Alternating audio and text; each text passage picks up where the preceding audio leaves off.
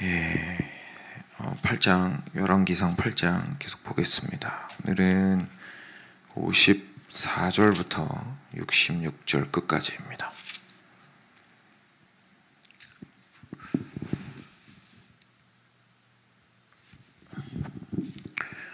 네, 함께 교독하도록 하겠습니다. 제가 54절 먼저 읽겠습니다.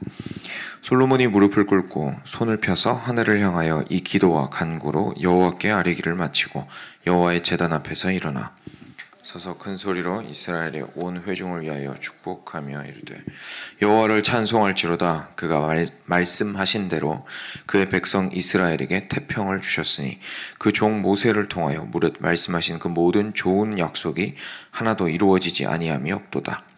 우리 하나님 여호와께서 우리 조상들과 함께 계시던 것 같이 우리와 함께 계시옵고 우리를 떠나지 마시오며 버리지 마시옵고 우리의 마음을 주께로 향하여 그의 모든 길로 행하게 하시오며 우리 조상들에게 행하신 계명과 법도와 율례를 지키게 하시기를 원하오며 여호와께서 내가 구한 이 말씀이 주야로 우리 하나님께 가까이 있게 하시옵고 또 주의 종의 일과 주의 백성 이스라엘의 일을 날마다 필요한 대로 돌아보사 이에 세상 만민에게 여호와께서만 하나님이시고 그 외에는 없는 줄을 알게 하시기를 원하노라.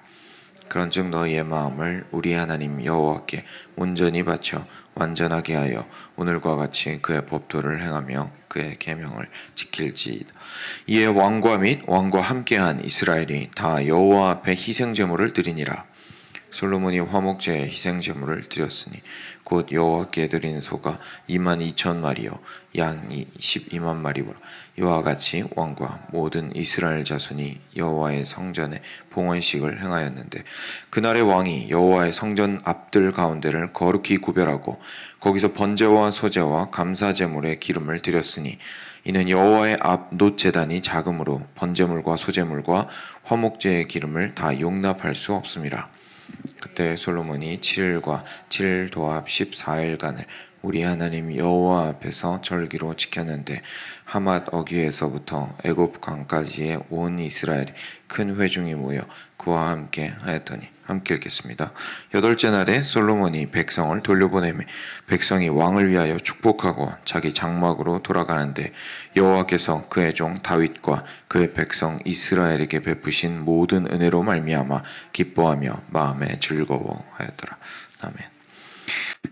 네, 드디어 이제 성전 봉헌식이 끝이 나게 됩니다. 이제 끝나는 부분 오늘 같이 보겠습니다. 54절에 보시면 솔로몬이 무릎을 꿇고 손을 펴서 하늘을 향하여 이 기도와 간구로 여호와께 아뢰기를 마치고 여호와의 제단 앞에서 일어나 서서 큰 소리로 이스라엘의 온 회중을 위하여 축복하며 이르되 라고 이야기합니다. 그래서 솔로몬이 이제 하나님을 향하여서 이 성전을 놓고 하나님 우리가 이 성전을 향하여서 계속 기도할 때마다 들어주십시오라고 다양한 방식으로 간구했었습니다. 묵상을 계속 해오신 분들은 보셨으리라 생각을 합니다. 그래서 하늘을 향해서 이런 기도와 간구로 하나님께 간절히 기도를 올려드렸습니다. 그리고 나서 일어나서 큰 소리로 이제 이스라엘 백성들을 향해서 축복을 하는 것이죠. 그러면서 이렇게 이야기를 합니다. 여호와를 찬송할지로다. 그가 말씀하신 대로 그의 백성 이스라엘에게 태평을 주셨으니 그 종 모세를 통하여 무릇 말씀하신 그 모든 좋은 약속이 하나도 이루어지지 아니함이 없도다 라고 이야기합니다. 여러분 여기서 태평이라는 게 안식입니다. 그래서 하나님께서 솔로몬 왕이 이 성전 봉헌을 하고 나서 하나님께서 그 이스라엘 백성들에게 약속하셨던 그 안식과 평안, 다시 말해서 샬롬이죠. 샬롬을 회복하게 하신 것을 솔로몬이 보고 참 기뻐하고 그것을 가지고 찬양하고 하고 있는 것을 저희가 보게 됩니다.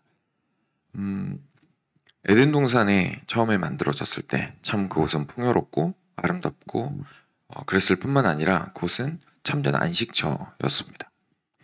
지금 이 땅을 살아가고 있는 저희들한테 안식처라는 거는 모든 곳이 다 안식처일 수는 없잖아요. 뭐 일터를 굉장히 즐기는 분도 있겠지만 일하는 것 자체가 항상 스트레스가 동반이 되는 거기 때문에 일터에 가서 저희가 안식한다는 표현은 보통 잘 쓰기가 힘들 겁니다. 그러니까 그 장소나 그 일하는 시간은 저희가 안식하는 시간이라고 말하기는 아무래도 좀 힘들겠죠. 집에 돌아와서 가족들과 보내는 시간을 안식이라고 생각하시는 분들도 있을 거고, 혼자서 좀 조용하게 책을 보거나 음악을 듣거나 하는 시간이, 기도하거나 말씀 읽거나 하는 시간이, 또는 교회에 와서 교제하는 시간이, 사람들마다 참 다르죠. 그런 다양한 방식으로 이곳이 참 나에게는 안식이구나 라는 것들을 이야기하는 부분들이 있으실 겁니다. 아마. 혹시 없으시다면 찾으셔야 됩니다. 안 그러면 너무 힘들거든요. 그래서 저희가 뭐 부모님 세대죠. 그러니까 좀 한국을 이렇게 계속해서 열심히 대한민국을 세워오셨던 세대, 집을 일으켜 오셨던 세대들을 보면 잘 못 쉬는 것이, 그죠? 안식할 줄 모르는 것이 대부분의 특징으로 참 많이 드러나는 것 같습니다. 그래서 은퇴 이후에 그것 때문에 좀 힘들어하시기도 하고 갑자기 일이 없어지니까요. 그런 경우도 있는데, 그래서 저희가 육신의 연약함을 좀 알고 의도적으로 쉼의 시간들을 찾고 하는 것들도 좀 필요하죠. 근데 이제 저희가 이 땅 가운데서 살아갈 때는 그렇게 모든 영역이 다 쉼의 시간이라고 말하기는 좀 어렵습니다. 그냥 항상 특정 부분만, 특히 그것도 굉장히 적은 부분만, 여기 있으면 내가 그래도 좀 마음도 편하고 안식할 수 있겠다, 몸도 좀 편하다, 뭐 이런 게 있겠죠. 근데 에덴 동산을 생각해 보시면 이제 그런 구분이 없었어요. 그죠? 그런 구분이 없었습니다. 그러니까 일할 때도 참 안식하는 거였죠. 아담과 하와가 일을 안 한 게 아니죠. 죄가 들어온 다음에 일이 생긴 게 아니라 일이 고통스러워진 겁니다. 일이 힘들어진 겁니다. 왜냐하면은 막 열심히 노력을 했는데도 그만한 결과가 나오지 않게 되니까, 그래서 땅을 파도 이제 가시나무와 엉겅퀴를 내게 되는 일들이 발생을 했던 거죠. 안식을 하기가 죄 이후에 굉장히 어려워졌지만, 에덴 동산은 뭐 이렇게 동식물을 다스리고 그리고 가정을 꾸리고 하는 모든, 우리가 보통 얘기하는 에너지가 많이 들어가는 일에 속하는 것들도 사실은 굉장히 기쁨과 안식 가운데 할 수가 있었습니다. 이유는 하나였죠. 바로 하나님께서 그 중심에 계셨기 때문입니다. 결국 죄라는 것은 동산 중앙에 있었던 선과 악을 알게 하는 나무의 열매를 따먹은 이후에 하나님을 경외하는 삶을 저버린 것을 이제 우리가 죄악된 삶이라고 여러 차례 좀 설명을 했었습니다. 하나님 경외함을 잃어버리다 보니까 삶 속에서 하나님이 중심에 있지 않으신 거예요. 근데 그러다 보니까 발생을 하게 된 문제가, 무엇을 해도 결국은 다 내 노력으로 해서 해내야 되고, 어떻게든 내가 의롭게 살아야 되고 풍요롭게 만들기 위해서 애써야 되고, 근데 땅은 그거 안 받쳐주고, 그죠? 죄 때문에 모든 게 망가졌기 때문에 그렇게 해서 이제 안식할 수 없는 인생을 살게 될 수밖에 없었습니다. 그러면 결국 우리가 다시금 그 안식을 되찾는 유일한 길은 결국 하나님을 경외하는 삶을 회복하는 것이겠죠. 그렇게 생각을 하면 성전 봉헌을 하는 날 솔로몬이 왜 우리가 드디어 태평하게 되었도다라고 말했는지가 이해가 되는 겁니다. 하나님을 경외하는 삶을 영속적으로 살 수 있는 여건이 마련되었다, 이렇게 보는 거죠.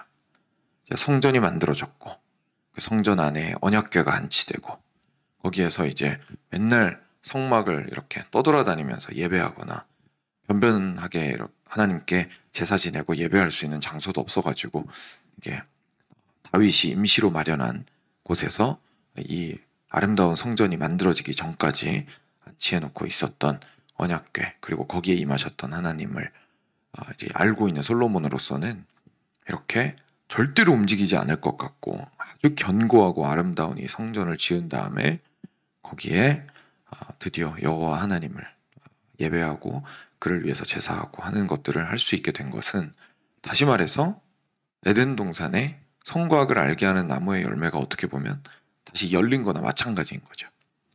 그러니까 드디어 우리 삶에 여호와를 경외하는 것이 이제 중심에 차지할 수가 있게 되었구나.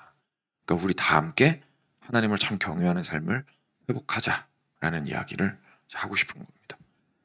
그래서 그것이 참 태평하다라는 것을 솔로몬이 알았기 때문에 그렇게 표현을 한 거죠. 사랑하는 여러분, 앞서서 저희가 삶 속에서 너무 지치고 이런 일들이 육신이 지치고 정신적으로도 스트레스 받고 하는 것 때문에 쉼의 시간들, 스스로 안식이라고 누리는 시간들이 필요하다고 말씀을 드렸는데, 저희가 이 땅을 살아갈 때에는 일을 할 때에 지칠 수밖에 없기 때문에 이런 쉼이 분명히 필요합니다. 그런데 궁극적인 의미의 안식이 뭔지도 저희가 알고 있어야겠죠. 궁극적인 의미에서 내가 정말 바쁘고 힘들게 정신없이 이렇게 짬내서 쉴 시간도 없을 정도로 살아가고 있다 할지라도 궁극적인 의미에서, 가장 본질적인 의미에서 우리의 안식은 결국 여호와 경외하기를 내 삶 속에서 자리하게 하는 데에 있다라는 사실을 저희가 기억할 필요가 있습니다. 그래서 만약에 여호와를 경외하는 것이 오히려 저희의 삶을 안식하지 못하게 만들고 있다라는 생각이 드신다면, 그죠? 안식하지 못하게 만들고 있다는 생각이 드신다면 그럴 수 있거든요. 한 두 가지 정도로 생각을 해보실 수 있습니다. 첫 번째는 여호와 경외하기를 오해하고 계신 겁니다. 그 여호와를 경외하는 것이 무엇인지를 오해하면 막 내 힘으로 하나님을 기쁘시게 하려고 하고, 그것도 또 다른 일이 되는 거예요. 여호와를 경외하는 게. 그게 또 다른 일이 돼가지고 어떻게 열심히 하고 그걸 가지고 하나님한테 칭찬받고 애써서 하나님한테 뭐 복을 받으려고 하고, 그렇게 하게 되면 결국 여호와를 경외하는 것 역시 그냥 내 삶을 바쁘게 하는 또 하나의 일이 되어버릴 수가 있습니다. 이거는 여호와 경외하기를 오해한 것이죠. 여호와를 경외하기에 가장 중요한 건 뭐냐면, 물론 에너지가 들어가고 시간이 들어갑니다. 근데 여호와 경외하기에 가장 중요한 건 여호와 경외하는 것이 내 삶의 중심이 되어서 내 삶 전체를 개편을 해나가는 것이 사실 여호와 경외하는 것의 가장 핵심적인 의미입니다. 그러니까 여호와를 경외하는 게 내 삶이 24시간이 있는 거는 변함이 없잖아요. 근데 거기에 내가 교회 나오는 시간만을 여호와 경외하기라고 생각을 한다면 결국은 일이 늘어나는 겁니다. 그죠? 시간은 여전히 24시간인데 거기에 2시간에서 심지어 6시간 되는, 예를 들자면 여호와 경외하는 시간을, 교회에서 드리는 시간을 끼워 넣어야 되니까 이거 하루는 28시간이 아닌데 이거 어떡하지? 이렇게 되는 거죠. 그게 아니라 여호와 경외하기라는 건 내가 살아가는 24시간 전체를 어떻게 하면 여호와를 경외하는 모습으로 살아갈 것인가에 대한 문제라는 얘기입니다. 그렇게 생각을 해야만이 우리가 이 땅 가운데 살아가는 모든 일들, 심지어 쉴 때조차도 하나님을 경외하는 마음으로 그 모든 것들을 해나가면서 참된 안식을 우리가 누릴 수가 있게 되는 거죠. 또 우리가 여호와 경외하기가, 두 번째로 여호와 경외하기에 대해서 생각을 했을 때 이게 우리한테 부담으로 다가오고 전혀 나한테 안식으로 다가오지 않을 수 있는 두 번째 이유가 있습니다. 그건 우리가 죄 가운데 있기 때문입니다. 동산 중앙에 있는 선과 악을 알게 하는 나무가 언제 부담스러울까요? 거기에 가면 내가 자꾸 정죄당하는 거예요. 그죠? 그럼 부담스럽습니다. 바른 법이 부담스러운 건 내가 바르지 않기 때문이죠. 법이 잘못된 게 아니죠. 법은 그냥 옳고 그름을 알려주는 기준으로서 거기 서 있는 건데 내가 맨날 그 법이 너무 부담스러운 거예요. 부담스러운 이유는 가까이만 가면 내가 나쁜 놈이 되니까. 그죠? 너무 부담스럽죠. 문제는 사실 자기 자신한테 있는 거죠. 하나님이 왜 이렇게 기준이 빡세세요? 우리는 이렇게 얘기하지만 사실 그게 아니라 문제는 우리한테 있는 것이었습니다. 그래서 우리가 죄 가운데 있을 때 우리는 참된 안식을 누릴 수가 없게 되는 거죠. 그래서 우리의 삶을 좀 돌이켜 볼 필요가 있습니다. 여호와를 경외하는 모습으로, 여호와를 경외하는 것이 나에게 참 안식이 되지 않는 이유가 무엇일까? 혹시나 내가 여호와 경외하기를 오해하고 있는 것은 아닌가? 또는 내가 좀 죄 가운데에서 내가 좋아하는 달콤한 죄들을 버리지 못하고 하나님 앞에서 자꾸 타협하려고 하고 있지는 않은가? 한번 돌이켜 보셨으면 좋겠습니다. 근데 너무 감사한 건 오늘 솔로몬이 성전이 지어지면서 여호와 경외하기가 이제 온전하게 이루어졌다라는 이야기를 하고 있잖아요. 왜냐하면 태평해졌다라고 이야기를 하고 있으니까요. 그러니까 이 문제가 해결이 됐다고 얘기를 하는 겁니다. 그죠? 왜냐하면 성전이 지어짐으로 인하여서 하나님은 경외하기를 오해할 필요도 없고 죄로 인하여서 괴로워할 필요도 없는 겁니다. 왜냐하면 성전이라는 것 자체가 뭐죠? 하나님한테 나아갈 수 있게 도와주는 도구입니다. 성전이 정죄하는 게 아니고 하나님에게 나아갈 수 있게 도와주는 게 성전입니다. 그죠? 왜냐하면 거기 하나님이 계시고 그리고 하나님에게 갈 수 있도록 제사를 지내게 도와주는 그 장치를 가지고 있는 게 성전이잖아요. 그러니까 성전이 무서운 게 아니고 하나님에게 나아갈 수 있도록 도와주는 것이 바로 성전입니다. 그래서 거기에서 성전에서 우리가 해야 되는 것처럼 뒷부분에 저희가 뭐 일일이 살펴보진 않겠지만 방금 쭉 읽었던 것처럼 그 온갖 제물과 제물들을 통해서 제사를 올려드리고 정결교례를 통해서 깨끗하게 한 다음에 그 제사를 드리고 그리고 나서 제사장이 하나님 앞으로 나아가서 백성들의 기도와 모든 것들을 들고 하나님께 나아가는 것은 하나님이 무서운 분이고 이렇게 제사 안 지내면 너 안 만나주니까 너는 두려워 떨어라 라는 게 포인트가 아니고 오히려 포인트가 하나님이 너 절대로 만나줄 필요가 없는 분인데 너무 사랑과 자비와 긍휼의 하나님이셔서 너희와 항상 함께 하시고 제사를 통하여 항상 올 수 있도록 하시는 하나님이시다 라는 걸 보여주는 겁니다. 그러니까 여호와 경외하기를 오해할 필요가 없죠. 내가 막 애써가지고 그죠? 내가 애써가지고 여호와 앞에 나아가는 게 아닌 거예요. 나는 여전히 죄인입니다. 근데 무엇을 통해서 하나님께 나아갈 수 있습니까? 제사를 내 대신 그 제사를 통해서 내 대신 피를 흘리는 이 제물을 통해서 하나님한테 나아갈 수가 있습니다. 내가 막 애써가지고 하나님한테서 칭찬받고 복받고 이런 게 아닌 거죠. 그리고 그것을 통하여서 우리는 죄를 또한 깨끗하게 함을 받는 것이 그 제사를 통해서 얻게 되는 커다란 은혜였죠. 죄를 깨끗함을 받고 그리고 그 깨끗하여진 모습으로 하나님 앞에 나아갈 수가 있게 되었습니다. 그러니까 그 성전이 우리에게 주는 참된 안식이 있습니다. 이 땅을 살아갈 때가 안식이라는 게요. 상황의 안식은 우리한테 사실 완벽하게 주어질 수가 없습니다. 우리 몸은 연약하니까요. 그죠? 우리 몸이 연약하니까요. 그러니까 시간이 지날수록 아무리 뭐 돈이 많아도 우리가 인생이 그냥 죄 때문에 생겨먹은 것 자체가 나이가 들면 들수록 몸이 연약해질 수밖에 없잖아요. 저희가 죽음을 향해서 가까이 나아가게 되니까. 그러니까 저희 삶 속에서 참된 의미의 안식이라는 것을 완벽하게 찾는 것은 그 누구에게도 불가능합니다. 아무리 부자여도 아무리 권능과 권세가 있어도. 그렇지만 우리가 정말로 얻을 수 있는 그 안식은 성전을 통하여 얻을 수가 있는 겁니다. 그리고 우리에게는 이 성전이 주어졌죠. 바로 예수님이십니다. 그래서 우리가 예수님한테 나아가는 것은 우리를 정말로 자유롭게 하고 참 안식하게 하는 겁니다. 왜냐하면 예수님을 통해서 우리가 보게 되는 거예요. 성전처럼 똑같이 하나님께서 우리랑 함께하기 원하시는구나. 나랑 함께하기 원하시는구나. 그리고 그걸 위해서 십자가에서 죽으셨구나. 그러니까 내가 예수님한테 나아가는 건 너무 무서운 재판장 앞에서 판단받으려고 나아가는 게 아니라 하나님 앞에 나아갈 수 있기 위해서 이 예수님이 해결하신 나의 죄와 그리고 나에게 얼마든지 부어주시기 원하는 그 은혜를 받아 누리기 위해서 내가 나아가는 거구나. 사실을 저희가 기억해야 합니다. 그리고 그것을 기억했을 때 비로소 저희는 여호와 경외하기를 회복하게 되고 그리고 참된 태평을 누리게 됩니다. 가장 어려운 상황 속에서 가장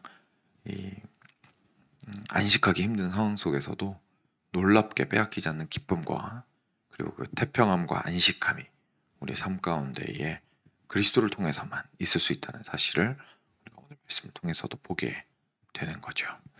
이 사실을 기억하셨으면 좋겠습니다. 그래서 그 이후에 말씀을 마치면서 솔로몬이 그러니까 우리 백성들은 하나님을 향해서 그 마음을 다하여서 주님만을 섬기기 원합니다라는 기도를 한 부분이 이제 그 뒷부분이거든요. 그래서 그 부분만 같이 그냥 쭉 읽고 같이 기도하도록 하겠습니다.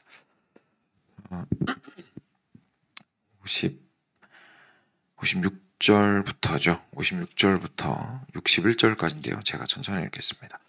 여호와를 찬송할지로다. 그가 말씀하신 대로 그의 백성 이스라엘에게 태평을 주셨으니 그 종 모세를 통하여 무릇 말씀하신 그 모든 좋은 약속이 하나도 이루어지지 아니함이 없도다. 우리 하나님 여호와께서 우리 조상들과 함께 계시던 것 같이 우리와 함께 계시옵고 우리를 떠나지 마시오며 버리지 마시옵고. 그죠? 성전으로 함께 하시니까요. 58절입니다. 우리의 마음을 주께로 향하여 그의 모든 길로 행하게 하시오며 우리 조상들에게 명령하신 계명과 법도와 율례를 지키게 하시기를 원하오며 여호와 앞에서 내가 간구한 이 말씀이 주야로 우리 하나님 여호와께 가까이 있게 하시옵고 또 주의 종의 일과 주의 백성 이스라엘의 일을 날마다 필요한 대로 돌아보사 이에 세상 만민에게 여호와께서만 하나님이시고 그 외에는 없는 줄을 알게 하시기를 원하노라. 그런즉 너희의 마음을 우리 하나님 여호와께 온전히 바쳐 완전하게 하여 오늘과 같이 그의 법도를 행하며 그의 계명을 지킬지어다. 아멘. 네, 그래서 그 성전을 통하여 결국 그 백성들이 해야 하는 것은 화려한 성전을 보고 자랑하고 그냥 마음에 아유 우리한테 성전이 있으니까 이러고 안식하고 끝나는 것이 아니라 실질적으로 그들의 마음을 하나님께 드리는 것이었다라는 것을 다시 한번 기억했으면 좋겠습니다. 네, 이 시간 들으신 말씀 기억하시면서 우리가 우리의 참된 성전 되신 예수 그리스도를 묵상하시고 함께 먼저 말씀을 가지고 기도하도록 하겠습니다.